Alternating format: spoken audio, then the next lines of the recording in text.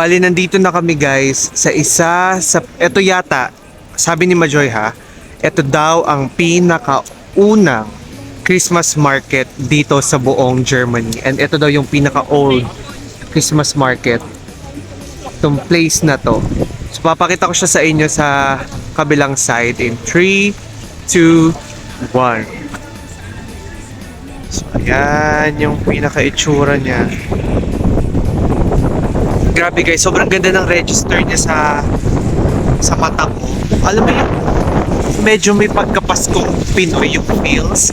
Kasi medyo makaluma yung itsura ng Ferris wheel. Bago wood type din yung parang tower na yon. Kaya sobrang niya, sobrang amazing niya tingnan. I-montage natin ng sandali, tanggalin ko lang ako.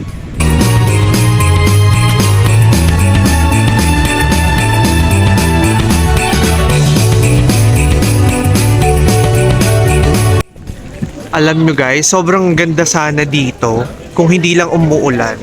Kaso ang problema, ulanin dito sa Germany kasi talaga pag ganitong buwan pag wala pang payong yung tatlo kasi nasira na yung payong nila, sumuko na.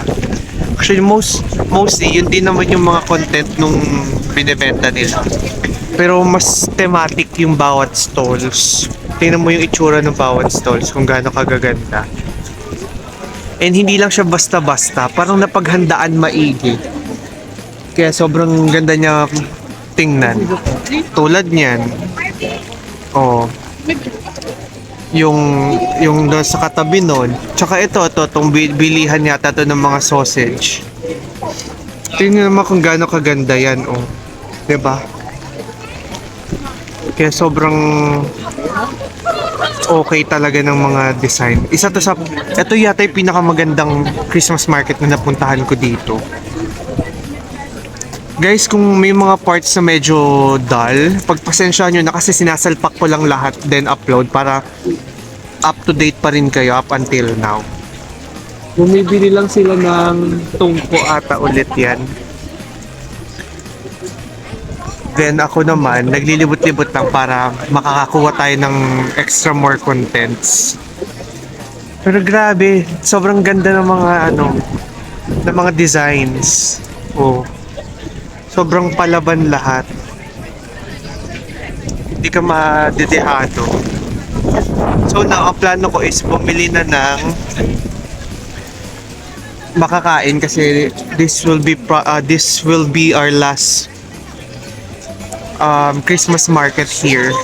Kasi ito na yung pinakauna and yung pinakamaganda dito. So ilibot ko lang muna kayo din maigi para hindi ako nagkulang sa pagtutur sa inyo dito. Dahil sayang naman kapag hindi natin na-capture lahat yung moment. Grabe mo, sobrang gaganda ng mga designs ng stores. Meron dito mga langos. Tingnan mo yung itsura, guys. Sobrang ganda, sobrang cute. Tingnan yung parang pizza, ayan yung hawak ni ate. Na may cheese. Ito naman mga goods. Meron din mga souvenirs. Ito, inuman yan. Yung glühwein beer nila. And ang dami pa dito. Ikot lang tayo guys. Para after neto, makapag Instagram reels naman tayo. Ayun parang pasta. Ito German sausage na to, bratwurst na. And advantage, may nakita tayong card terminal, so they accept Apple Pay, Google Pay, or card payments, so they accept those. Sayang lang talaga guys, kung hindi maulan, sobrang saya sana maglibot dito. Pero yun lang talaga yung nagiging dilema. Malakas ang ulan at hindi siya basta-basta, sinabayan pa siya ng lamig. So yun yung mahirap guys yung sobrang maulan. Ito din yung currywurst, gusto din namin yan i-try nila Diana yan, currywurst. So for sure mama itatry natin yan. Then ito yung mga candies. Ayan, yung glue wine na yan. Yan yung wine na mainit na pinakula. Actually, ngayon ko lang na ano yun, na pwede pala siyang ganun. Then ang sarap niya, guys. Yun nga lang, nagdumi ako kanina.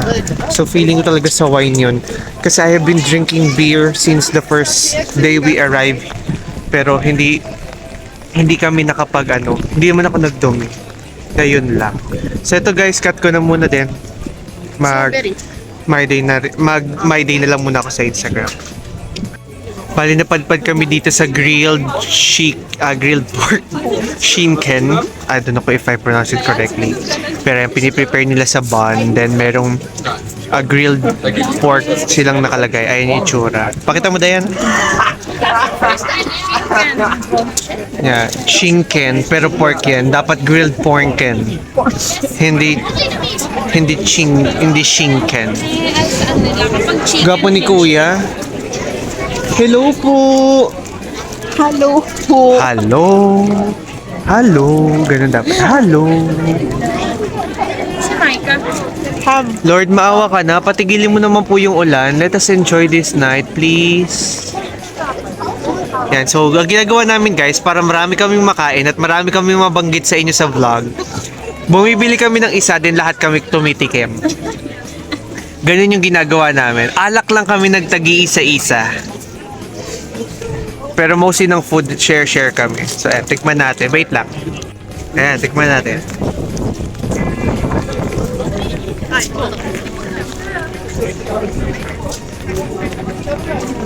Ba't parang hindi siya malutong?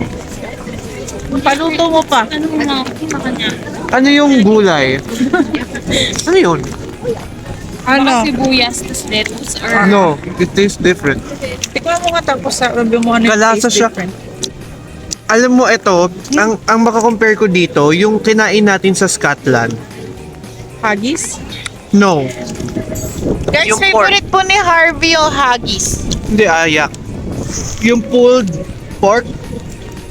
Pero yan, nakarating. toge. Nakarating yung lasa niya.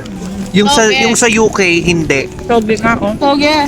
Oh, so toge pala yun. Ba't di ko nalasahan? Iba lasa ng toge. Oh. Sapa. Asa pa daw. Ay, di ano na ka? Mamalasahan mo na. Toge? Oh, sapa. Hindi talaga sa lasang toge. Ikaw. Ayaw mo na? Anyway, masarap naman siya. Si Micah hindi nasarapan. Okay, next tayo. Hanap tayo ng next na kakainin. Galing kami guys ng H&M. Kasi sabi ni Majoy, siya lang daw yung may pipiliin. And look what I got. Tingnan nyo kung gaano kadami yung nabili ko. Nagre-ready na kasi kami for the next trip that will happen on January. I think we can go out there, oh. Ayun, oh, doon na sa side na yon.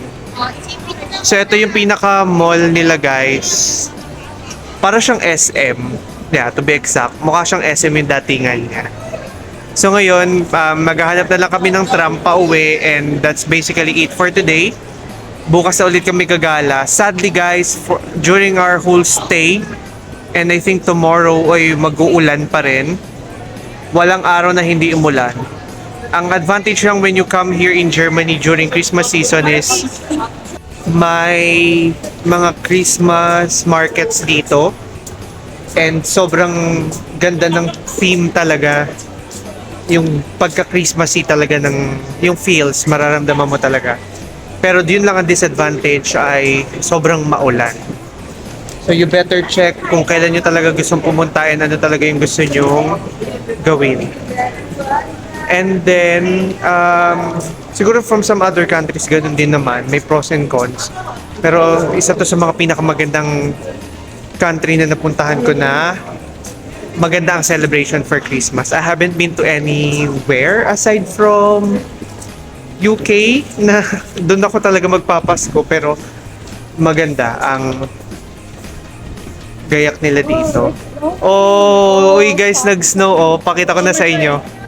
Yan guys, kita nyo yan. Oh. Nag-snow na. Tatapat ko sa may ilaw. Oh. See that? Grabe, nag-snow na.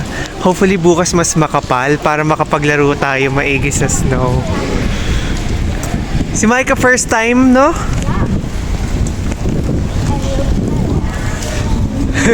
And will be her last daw, sabi niya. See guys, nag-snow na. Sana mas kumapal pa. Buksan niyo yung mga damit nila kuya. May mga ano na.